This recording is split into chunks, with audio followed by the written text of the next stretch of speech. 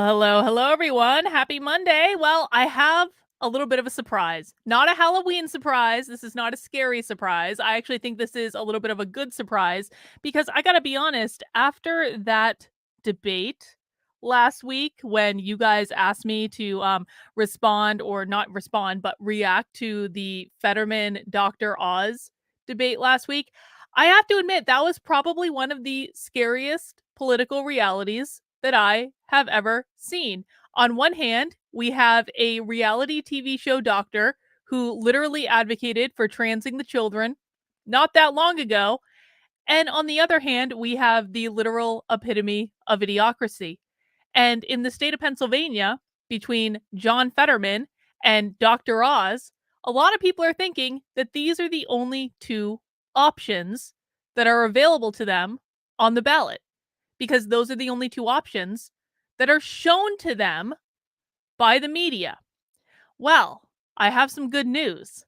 My guest here today is a third option, another option, a much more viable, reasonable candidate that you can vote for that is not going to advocate, I don't think, he can correct me if I'm wrong, for the transing of the children, and is also not going to show up as literal idiocracy in a suit and a tie. I'm pretty sure I just had a little chat with him right before we went live. He can speak in full coherent sentences. So I think we're already a step above where we were in the debate last week. And we're going to bring my friend ERIK GERHARDT on in a second. He is the Libertarian candidate for Senate in Pennsylvania. No, you don't have to vote for the idiots on either side. You don't have to. There's like clowns on one side, there's evil on the other. I don't know how you choose between those two things, and thank goodness for the people of Pennsylvania, you don't actually have to choose. So we're going to have ERIK on in just 1 second, guys, and I'm really excited about the conversation that we are going to have today. But I also just wanted to remind people we got a book club coming up in my locals community. I'm sure I'm not going to get in trouble for this at all. I wanted to read a good and controversial book, something that would upset quite a few people, and we landed on the Unabomber Manifesto because, hey, why not? Last book club of the year. Might as well go out with a bang. So if you would like to join book club, you do need to be a supporter in my community. I'll tell you how to do that in a second. But we are reading Industrial Society and Its Future by Ted Kaczynski himself, the Unabomber. And we are going to be having a book club discussion about it on December 3rd at 3 p.m. The way you get access to that discussion is you become a supporter of my work. You can do that by heading over to activelyunwoke.com/support, and you can sign up on Patreon. Make a monthly gift anywhere from $5 a month all the way up to $250 a month, depending on what perks you want or how much you like me on any given day. You can get some cool swag over on Patreon. That's one of the reasons that I'm there. I also like being able to offer lots of different perks at different levels, but all the levels will get you into the book club. If you don't want to go on Patreon, that's totally cool, man. You can join my locals community. Locals is basically the only sane place on the internet. I actually have a locals and actually Patreon, like Patreon supporters are invited to these as well. I actually have a private community call at 7 p.m. tonight. We do them on Mondays and Wednesdays. These are private. These are not recorded. These are just with me and my supporters. We hang out. I bet people are going to be coming in costume tonight. It's going to be a great time. You can join my locals by heading over to kb.locals.com/support, and the link on Actively Unwoke will take you right there. $5 a month, $50 a year. You can also make a one-time gift, whatever works for you. And I also have a Substack. So Substack, all my articles are free, but you can choose to become a paying supporter if you want to. And of course, I do appreciate the support.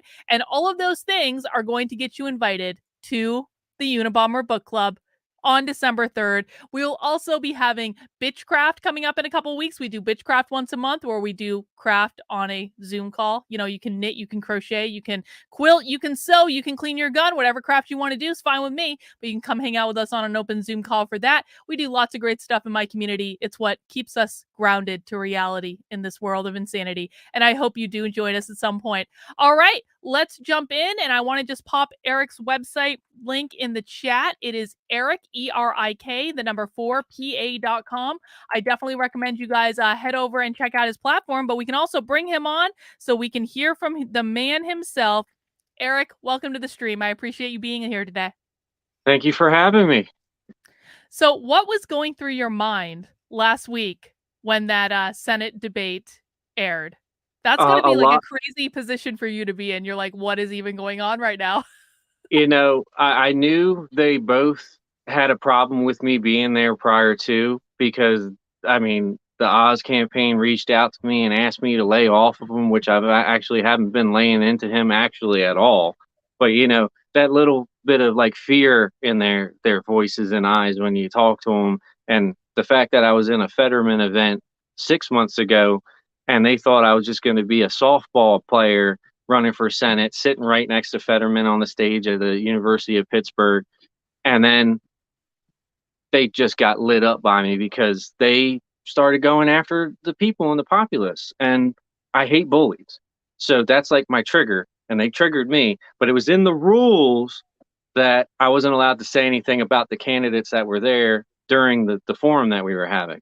So then I started laying into Biden, and their liberal heads just started exploding. It was glorious. I enjoyed myself. I had a little pitfall for them because they were like I said, they started going after the citizen, which they were going after one of the border patrol agents that they said was whipping people. Oh And gosh. but they've already proven that he didn't whip anybody. He was cropping the horse and this, that, and the other thing. He's on desk duty. There's been investigations. They all knew that. But 8, 9 months later, which was still even 6 months prior to like when I did the forum, that they wanted to tear it up and re into that genre of just defunding the police, defunding the border, not closing the border, saying things are fine. Hold on one second. My dog needs to go. Oh, that's all right. You gotta take care of the dog, don't you guys? Well, Dog. mount that like button while Erik's getting the door. But yeah, I but appreciate that. yeah, it's just a horrible thing that they would go after somebody that's a servant of our community and protecting the border and did his job properly, and they want to vilify him and ruin his life and continue to rehash that. So there, I was like, I had something I wanted to say, a little rebuttal to the fact that they were going after this guy. And then it was another Democrat and another Democrat and another Democrat. They all wanted to say the same line.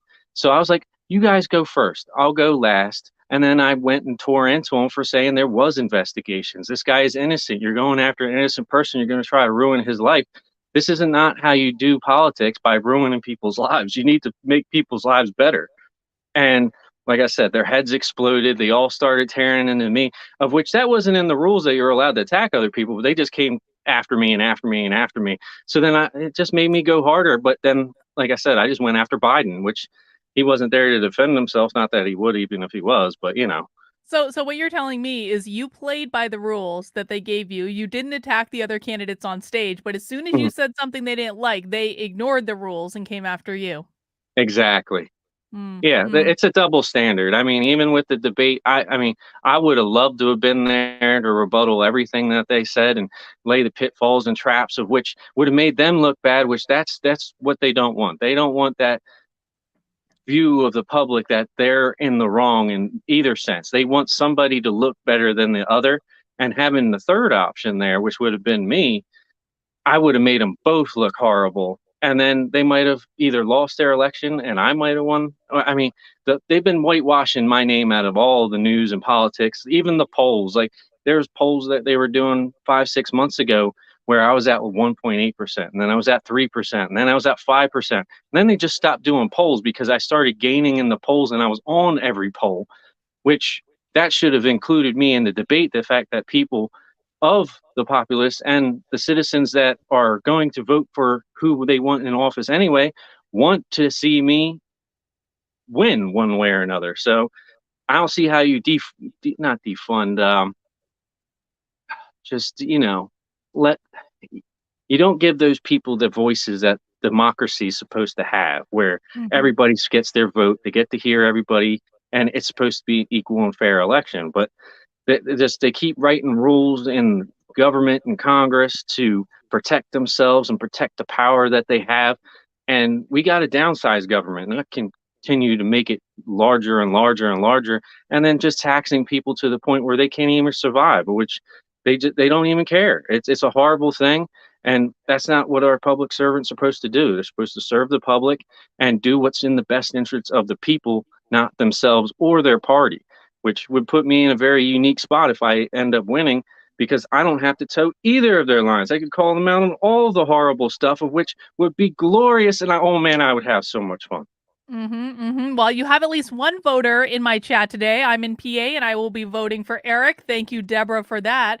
I mean, Thank like, you. after watching that debate, I really don't know how anyone can vote for either of those candidates. And to be quite frank, like, I think that Dr. Oz probably looked like the better choice between the two based on that comparison, because John Fetterman was not capable of saying a single coherent sentence. But even if you listen to Oz, he wasn't even that good either. If you just took, like, on face value what he said, his entire argument is, I'm not the Democrat, therefore you have to vote for me. I'm not the Democrat, vote for me. And it's like, what do you stand for? What do you believe? And so I want to put you Mhm, on the spot, Eric, because mhm. I like to think that libertarians hold themselves to a little bit of a higher standard than, we're not Democrats, vote for us. What do you stand for? What are your marquee issues? Well, I'm a small business owner. I put together a three-part plan for small businesses, and it trickles up to corporations and unions. It starts out for small businesses that they would get a 10-year moratorium on paying federal income tax so that they can put that equity back into their companies. I mean, Sold. I know. Just even on that one, like, I don't even have to go to the other steps, which the other steps are even better. The third step, which there's a video of it, me putting on the idea, it's giving corporations and unions a 1% tax break, but only if they give their employees full health care coverage. I mean, they pay for it, not it coming out of the pockets of the employee, which is, I think, a good business plan for these giant corporations, which they should incorporate immediately and not have to have it legislated, so that we don't have government health care and more government in our lives encroaching on our freedoms.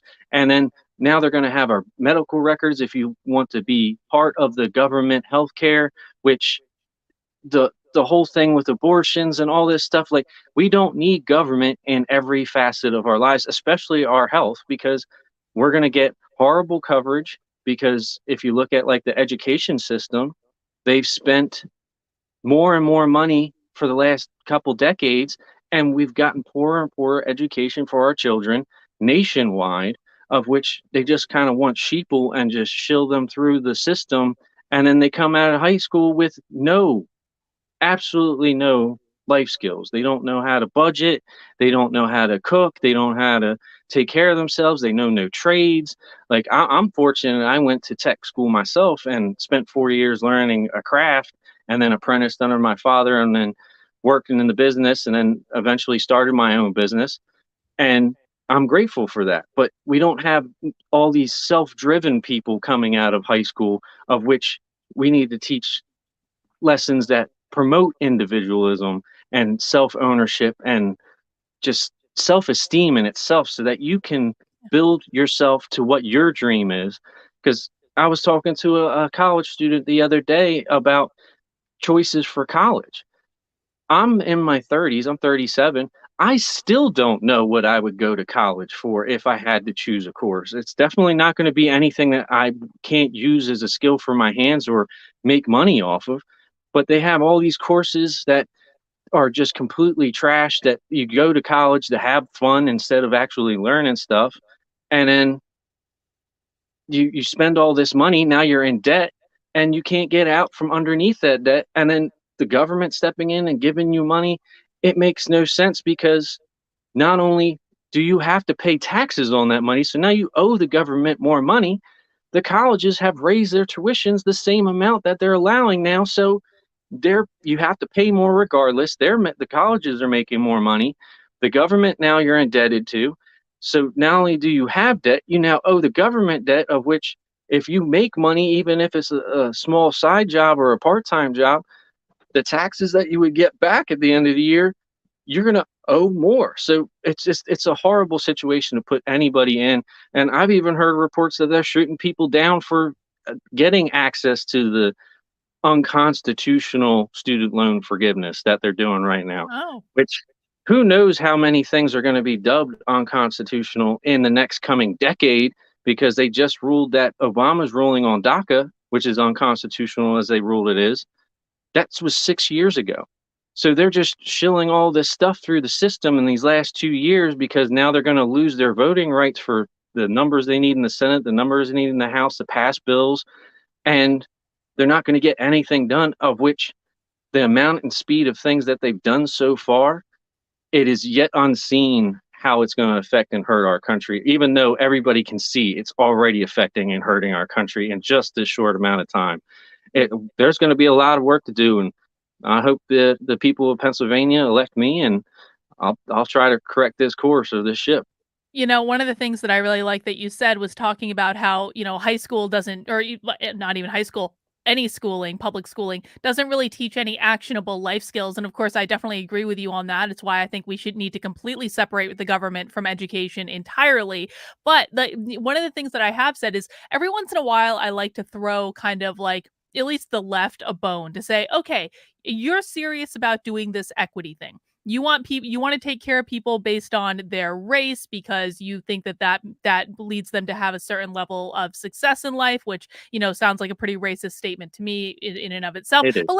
Let's just play your game for a second. You think that black people need a leg up, an extra advantage, and you want to do this equity thing. Okay, I've got an idea. Why don't we put an entrepreneurship program in every underserved inner city high school in the country? An entrepreneurship program that will teach these kids how to build businesses, how to build wealth, how to manage a staff, how to do it for themselves and not have someone else do it for them. Teach them what it means to actually build and grow something. I would be totally on board with that version of equity, because at least that's going to teach these kids like an actionable skill. It's going to teach them how to empower themselves instead of looking for a handout from other people. It's going to teach them all the practical skills they need to know of in the real world. How would you feel about an idea like that? Like, let's just take like Philadelphia, right? Put an entrepreneurship program in every high school in Philadelphia. Do you think that would be a good idea?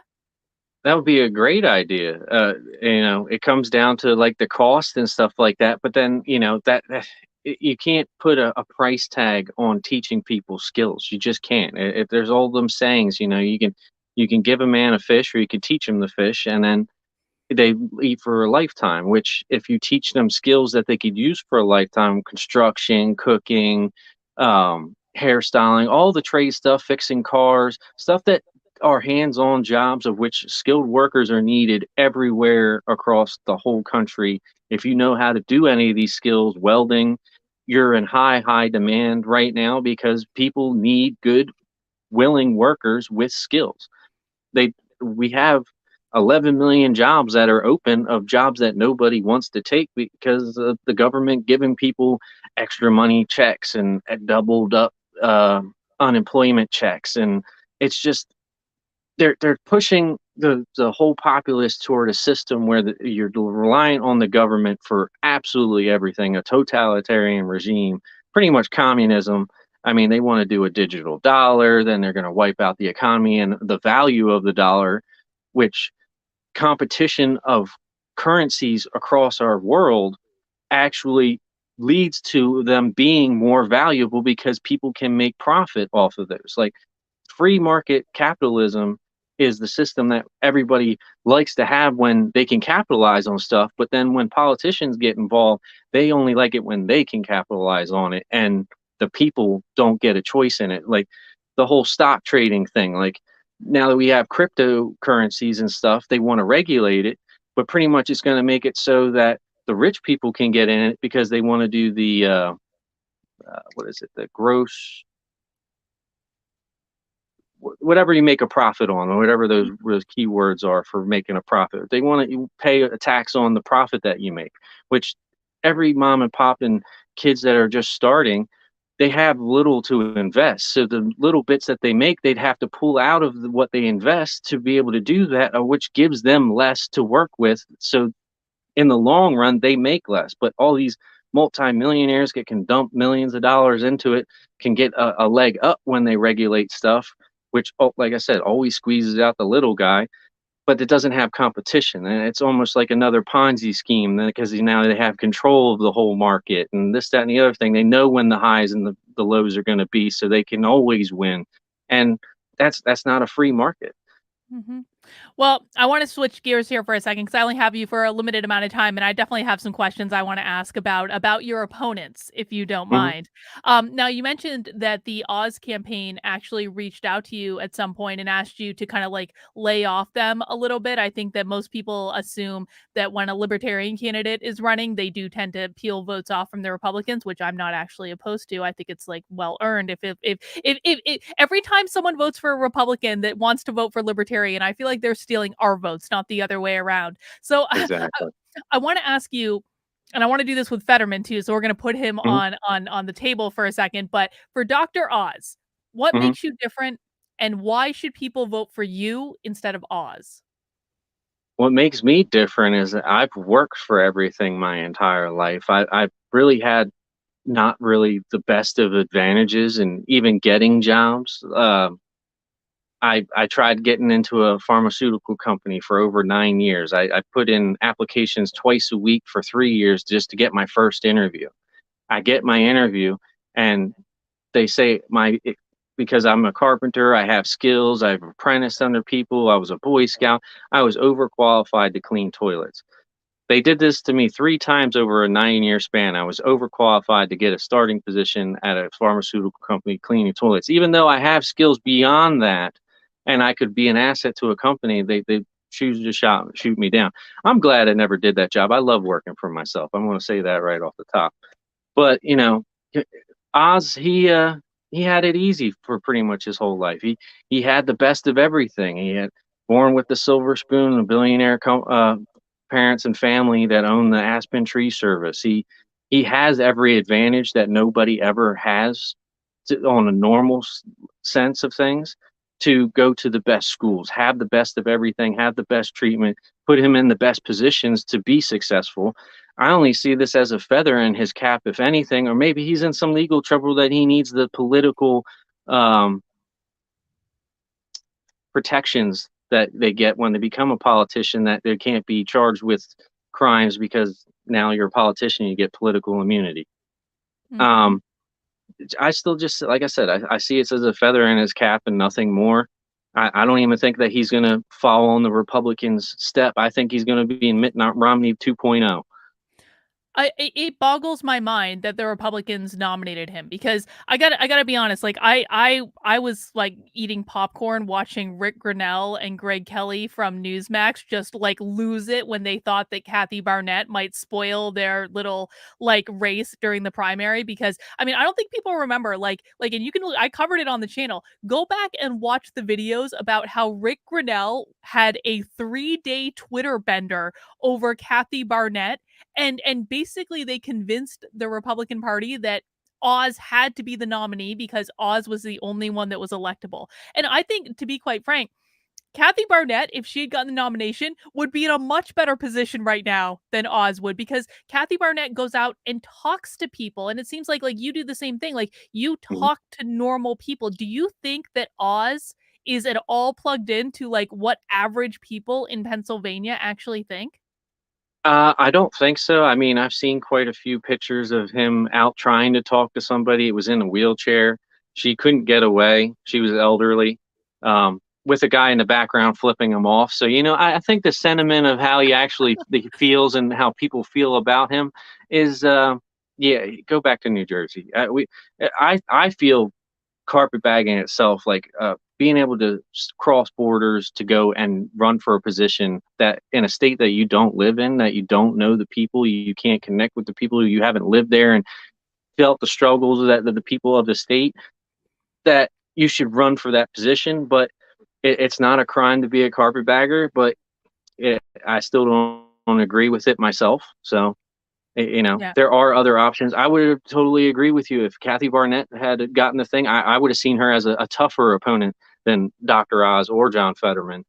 And she probably would win in a landslide if she had gotten nominated. I mean, that's the problem with the primaries and not having them open to everybody, where third parties can come in, people can actually see the other candidates, their other choices, and vote for what they feel is their good science and the best option, instead of just, oh, it's Dr. Oz. He's on TV. Of course, everybody knows him. We're going to go with name recognition. And the same thing with Fetterman. It's just a name recognition thing. If he wasn't lieutenant governor, nobody would know who he was, even though he doesn't even do that job. So, I mean, I can't see either of them getting elected to do the job properly. I knew it was going to be these two over a year ago, even before Oz announced, because there was rumors. I was like, it's going to be Oz and Fetterman. I just know it. So I've been preparing myself for it. And they, like I said, been trying to whitewash me as much as possible, but I've been getting out there and just going to public events and just making myself accessible, having a tent set up and with my handouts and everything. And like you said, I let the people come up to me and we talk about what they want to talk about. I don't go just into a spiel of why you should elect me. I ask them, what's your biggest issue? And then whatever that issue is, I have a conversation with them specifically on that topic. Sometimes it, like we had when we were talking about my business plan, I went through that first business plan. Sometimes I just introduce myself and they're like, oh, you're a third option? I'm voting for you. Like, I don't even have to sell myself. It just is another option. And people are just, okay. So I think we're going to have a very interesting election. And that 3%, I think, is a low ball number. I want to break double digits and really just give them a black eye, if not win. I mean, things can be crazy. Who knows? I would love to see you put a nice high percentage on the board. I would love to see you cover the margin between Oz and Fetterman to say that, frankly, either way it goes, you spoiled the race for the other one, and you should own that either way if it happens. Hmm. Absolutely, because I think that a lot of people say that libertarians can't win elections, libertarians can't win elections, and I mean, I think that if everyone who wanted to vote for the libertarian actually did vote for the libertarian, libertarians would absolutely win elections. But let's just say for argument that it might be a little bit more difficult. Okay, fine. But you know what libertarians can do? They can spoil elections. And that is still an awful lot of political power to wield.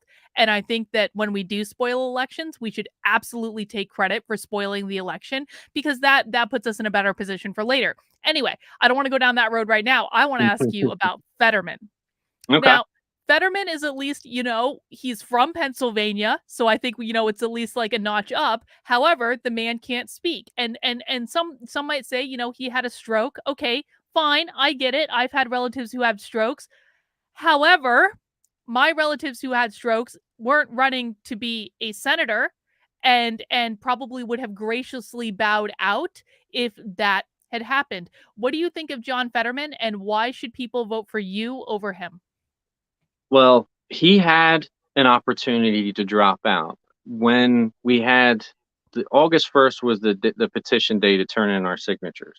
He had till the 15th to drop out, and they could have replaced him with whoever they wanted as a Democratic candidate because of his health issue, of which they Literally, they chose could have not. picked anyone. They could have picked anyone. Exactly. And he had the option to step down. He had the stroke prior to even all that. It was probably 2 months prior to all that. They've already said the first 3 months is where you see the best recovery, but that's all you really see is the recovery you've seen. And we're past that point. So what he's got now where he can't hear, of which that's a requirement of being able to have a conversation, of which is the whole job of being a senator, coherent thought and speech impediments, which are going to make the job harder. I can't imagine somebody wanting to have a not an interview, but a meeting with him and go over 3 hours of material that's going to take 6 to 10 now, because he has to have it all written down and read it and then give an answer. It's going to delay the process even more, of which there's always so much work to be done that he should have graciously bowed out. I haven't had a stroke that I know of, but some people say my head's a little bit crooked, but that's I don't think that a requirement for you running for Senate or not. But I'm ready to do the work. I've been working my construction job while campaigning, so I'm already doing two jobs. I've put myself in a position and grown my own self-esteem and my own social skills and stuff, which I ran for president back in 2020, and I could tell you my first debate, I thought I was going to throw up in my mouth while I was doing the debate. I was shaking in my boots, sweating bullets, couldn't get the words out of my mouth. couldn't get like the calmness in myself to collect my thoughts and put them in perspective. And I've only grown since then. And even while I was running my presidential campaign, I was still working my construction job as well. So I've been double dipping for the last 2, 3 years now. And the growth I've seen in myself has only set me higher and higher in my own aspect of business and productivity and stuff. So I'm ready to do the job. You should definitely vote for me. And I'm not going to stop at that. I'm going to keep growing and become and self-improving myself to the point where I am a role model for people, which I think are messages, Uh-oh. their ideas. And what did you do? No, Oh, she's back. you But broke up for a second, but now you're back. yeah. I've been writing letters to these students that want to know about my campaign and certain issues and topics, of which inspiring young people to step up in their communities all across the country and in the state is something that people should do. And we're going to have to pass this country off to the younger generation, regardless of time. I'm going to have to graciously bow out eventually sometime. I think all of our politicians should have already graciously bowed out because they're set in their ways and they're just stuck on the greed and the power and the money, and they don't want to give it up. And I know old people not wanting to give up and shut their lives down, but they can go have their golden years in the best of facilities and the best of places and all this stuff, and not ruin the rest of our children's lives or young people's lives, their educations, all this stuff that they have their hands in. There's a really big tipping point in this country that is coming, and hopefully it tips in the right direction that where everybody prospers. That's what I hope. And Mhm. me running is one of the reasons that I think that might happen, because the more of us that step up and at least voice our opinions and good ideas to the general public for them to consider, because that's all it really should be. Is like, we shouldn't be wanting to go and make laws and just make laws and shove stuff down people's throat. I want to put my ideas forward, and if you like the idea, we'll move forward with it. But you know people making more money, businesses making more money, and the federal government losing a little bit, or not even losing anything, just not taking it from the people, I think that's a win-win and a win. Yeah, I definitely agree, and I have to say, like, I have to give you credit for putting yourself out there to run for office. I mean, I have a whole new appreciation for what that means after this year. I was very like at the beginning of the year, I was like, "Oh, this is like not that hard." No, it really is that hard, and I don't think that if you haven't been through it before, like it really is quite something. Especially when you talk about, and we talked about this a little bit before we came on the air, like you had to get over 10,000 signatures in order to Yep. even appear on the ballot, and that in and of itself, to organize volunteers, to get volunteers to go out to actually collect petitions. I mean, we had to do 6,000 in New Hampshire, and it took us every single weekend for months to get these signatures. It is not an easy thing. So I have to commend you for throwing your hat in the ring, putting yourself out there, because it is something that not a lot of people would do. And I now have an additional level of understanding about why people don't do it. So let's turn back to your platform a little bit. I have to ask you Mhm. about education because Mhm. that is my thing. What are your plans for education in the state of Pennsylvania? And also, how would you look at the issue more nationally as a sitting senator? More nationally, I mean, I did read the school choice bill that they passed in Arizona, which I'm for, trying to put a school choice program initiative together here in Pennsylvania and for the nation to be considered. So the students are funded, not the schools. I don't see it as a bad idea that when the students are funded, that they pay good teachers that teach them properly, well above what they're making now, and they maybe rent out the rooms that they teach in at the school and pay the school for the utilities and usage fee, and instead of wasting the facilities, if say the program takes off everywhere. If we go back to like a schoolhouse type um, style of teaching, where your teacher very intimately, you've known them almost your whole life, they're learning from there your whole life, you're learning multiple different skills of which you, if they have an open policy where the teachers can teach what curriculum they want to, it can be more engaging, it can be outside, it can be the hands-on approach that most kids learn better with.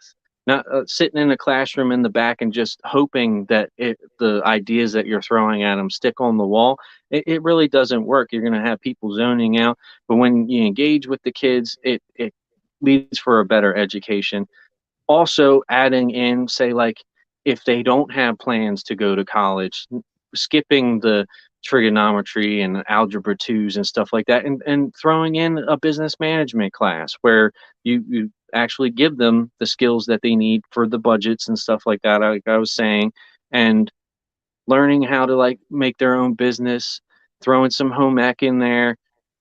They need, like I said, the life skills that they don't have or don't get to learn at home, which that's the other half of the battle is, people shovel their kids off to school and they're like, oh, you have to raise my kids for you now. And then they come home and like, what did you learn? It's like, I didn't learn anything.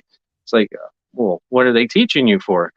But, teaching them some real skills and maybe having them get an avenue to find what their interest is in life so that they can pursue that even if it's not in college, I think is a better option of a way to put in it. How you actually legislate that and stuff like that, I'm sure there's many facets of things I haven't thought of, but putting the ideas out of just changing up the last few years of curriculum, adding some things in the earlier curriculum, none of the woke stuff and gender ideology and stuff like that. They're kids. They need to learn how to be kids and learn what they like and learn what they like themselves, not be told what they like through social media and what they want you to like and this, that, and the other thing.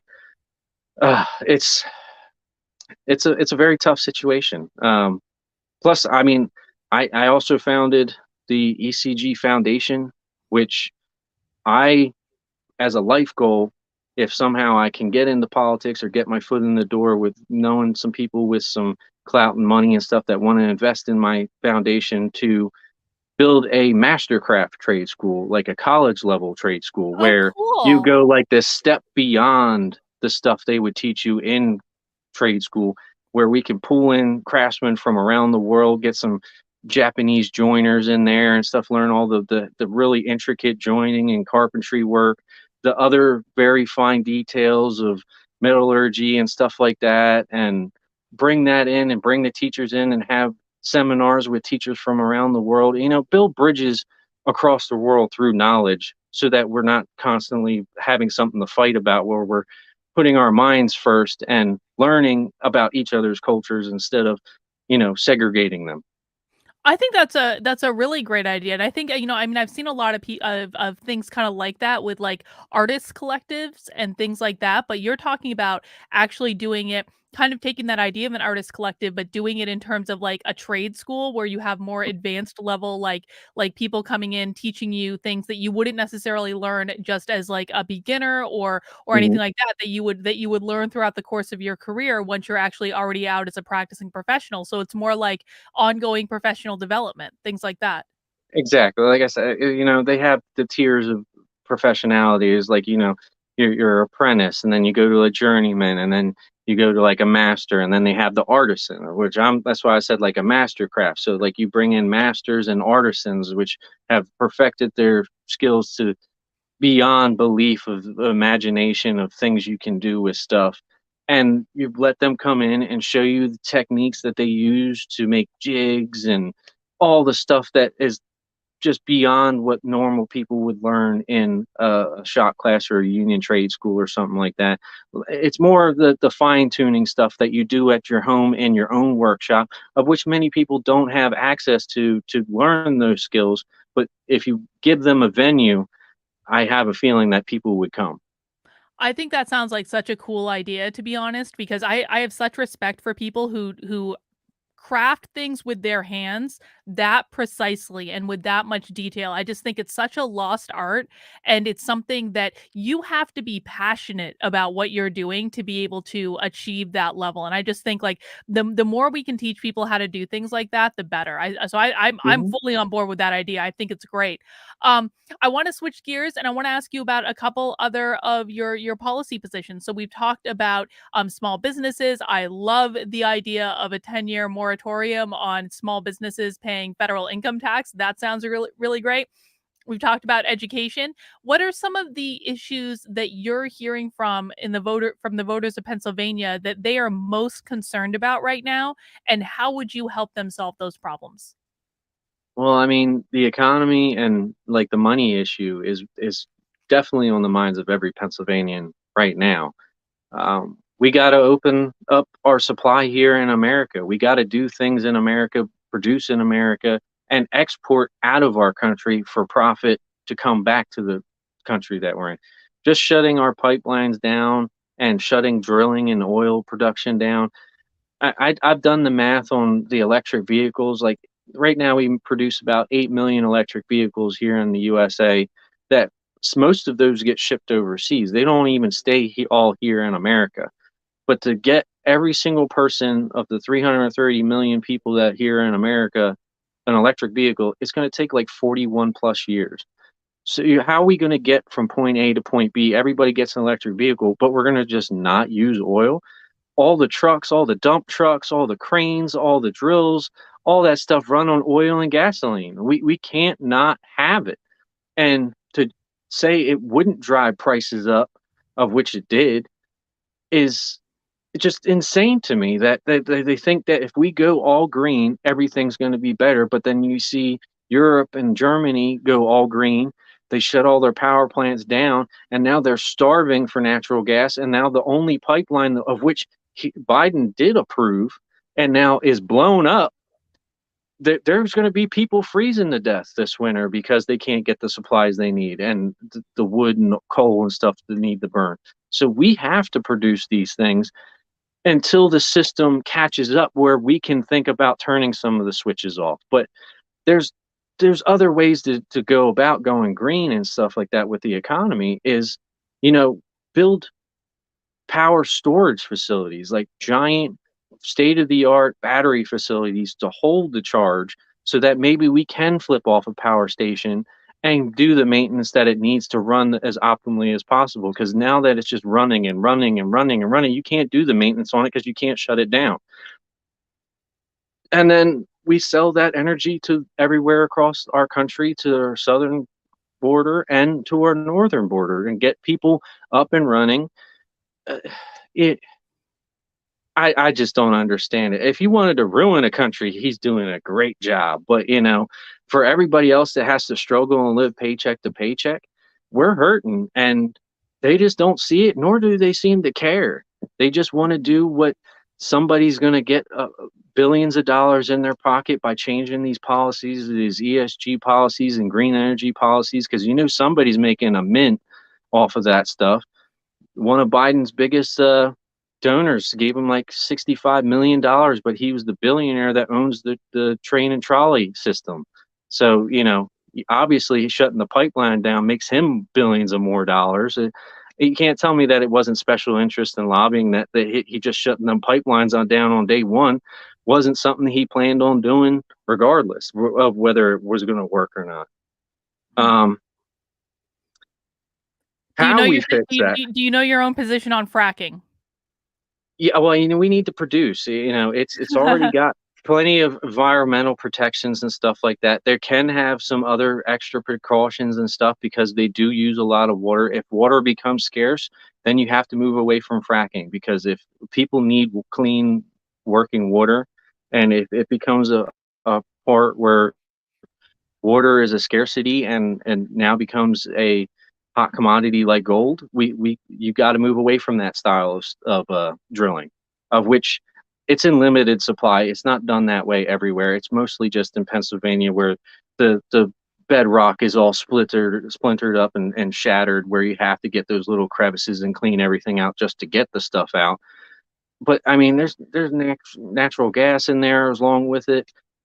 It's we're decades away from shutting all that stuff down, and people should be able to make money however their skills can do it. And I know there's a lot of people that work in that trade here in Pennsylvania, and they should be able to do that job. Hmm. Absolutely.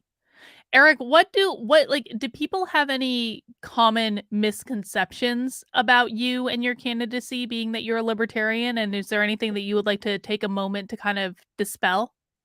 Well, being a libertarian doesn't mean I'm a liberal. And let's get that clear out of there. Libertarian, for me, is like the classical libertarian. George Washington was a libertarian prior to being a Republican. He's the only president in history that's labeled as a libertarian Republican as he became president. I think we need to get back to like that kind of respect in our country of our leaders, but that also comes with our leaders having the self-respect to respect the people as well, which he held some of the greatest respect of the people that served under him in the army and the people in the government that were served with him. And then he graciously stepped out in his second term, of which was a gentleman's rule, which didn't have to be changed until greed and corporations came around, and people just wanted to serve for forever because they saw the perks of it and they love the power, which it's not supposed to be about the power. It's the position. The other name for like the president of the United States is the commander in chief, which is how they built the structure of the Constitution and the Bill of Rights, of showing it to the Indians and having them approve it prior to even passing it, because it was supposed to be a bill for everybody. And then, of course, the, putting the amendment part in there where you can change stuff has only been perverted over the 250 years. And I don't see a constitutional convention playing out well for our country of rewriting the Constitution. But, you know, Ron Paul did have a bill that he wanted to put through that would give for every 20 pages a day of review. And if they want to pass these 5,000 page bills, you're talking maybe a year or two before it comes to a vote, instead of like, oh, you get this at 11 o'clock at night, and then we're going to vote on this tomorrow morning, which no person in their right mind, even if you have the best staff of speed readers and you divvy it out in sections for each person to read, and then you powwow and try to come together, you're going to miss the facets of that bill. You need time to understand the nuances that they put into it so that you can tell whether you should vote for it or not, of which doing that would allow bad bills to be shot down properly, instead of just bad bills being passed, of which they're doing right now is just passing bills and passing bills. And it's like, oh, give us credit, we're doing work. But is it really going to help? Like I said, like, who knows how these bills are going to play out in the next decade or two once they really get their teeth into the system, whether they're going to hurt the system or just hurt the people, of which, if the people aren't benefiting from the bills that they're passing, there's no reason to pass them. Hmm. I guess so. The last question I have is I want to just give you a nice open-ended question to end on, which is there anything that I should have asked you about that I didn't think to, or things that you want to make sure we discuss? Hmm. Well, we didn't talk about the border. Let's It's talk a about the border. very sticking point for a lot of libertarians about the border issue. So a lot of them are for open borders. I'm for a controlled border because we need laws to be followed. Like, we have a constitution that's to limit the power of the government, of which they don't follow whatsoever. We have laws in every state of which the federal government is not following. And we need the law of protecting our border to show that people have right to their own property, because right now people are just flowing over and they're taking advantage of people's property, their possessions, and there's no real justice in the system. And we got to get back to where we have real justice in our justice system, where everybody's held accountable no matter who you are. I'll hold myself to that high accountability. Like, if you want to come after me for prosecution, do it. If I did something wrong, prove it. But if I didn't, don't vilify me. But the people who do the wrong things need to be held as high of a standard of accountability. And when they do break the law, there needs to be an example made of them, just because we're of a nation of laws. We can't have lawlessness, and we shouldn't have lawlessness, and especially a two-tier system of if you're a politician or a well-off person, you just get away with things. Like every single fine that people get from registration, speeding tickets, they're poor people bill, like Mhm. taxes. The poor people suffer because of these. Same things with drug addiction and stuff like that. You lock them up and fine them, and then that puts them in a worse situation because now they have less to build on what they've already had less of. So they go right back to drugs and all this stuff. It's a never ending bad cycle of which all these people have been in politics for 40, 50 years. They know what's going to fix things if you're in it that long. There's no way that you wouldn't have the knowledge. If I was in the Senate for 6 years, by the time I was done that 6 years, I would probably have a grip on everything and ways to fix things. But I can't get there because they don't want me there, which it's a crying shame. But you know, I'm not going to stop just because they say I can't. I mean, if we give in to the system and the fact that they say we can't do it or we're not going to win, then they win automatically before we even start the fight. So we got to fight and fight tooth and nail and give them hell. Yeah. Well, to wrap up, I just want to put like a really fine tooth point on it because, the voters of Pennsylvania have a choice. They can Mhm. vote for Oz, they can vote for Fetterman. You are another option that they can vote for. But I think we can all acknowledge that, if they vote for you, some of them are going to be taking a little bit of a chance and a risk. Why Mhm. should people do you the honor of casting their vote for you in the upcoming election? What makes you stand out and why are you the best choice for them? What makes me stand out is, like I said, I will be completely separate from the Republicans and Democrats and the system they have right now. If I get into the Senate as a libertarian and being a registered libertarian, I will get the minor party lead status, like a Nancy Pelosi minus or whatever the Republicans are right there. They're the minor party right now. But I would get that same power. So they would have to listen to my ideas and I'd have to be at a seat in that table because now it's a third party. I might be the only one in the party, but they still have to give me that equal representation of which I can throw a lot of wrenches in things and I could get a lot of things done because now they have to come to me. And if I'm holding the cards, it's better for the people of Pennsylvania and for our country because I'm going to fight for them first and foremost and always. It's not That would about me. that would be an awful lot of power for the people of Pennsylvania to have, to Yes. be honest. That would be a lot of power. Hmm. Yes. And then the first step, it's always somebody who takes that first step. I'll have allies that come in. I'll make allies with one side or the other, or both sides, which would be preferable. We'll see. I know there's some good people on the Democratic side. I know there's some really good people on the Republican side. They're, like you said, Republicans usually lean more libertarian than they actually are Republican. So, there's moves to be made, and it's not going to be like a hopeless thing where I get in there and then nobody wants to deal with me. I'm going to probably be a linchpin vote if I do get in there. I'm not going to hold anybody hostage for those votes, but I am going to hold them accountable if they don't give the people what they need. And that's just the bottom line.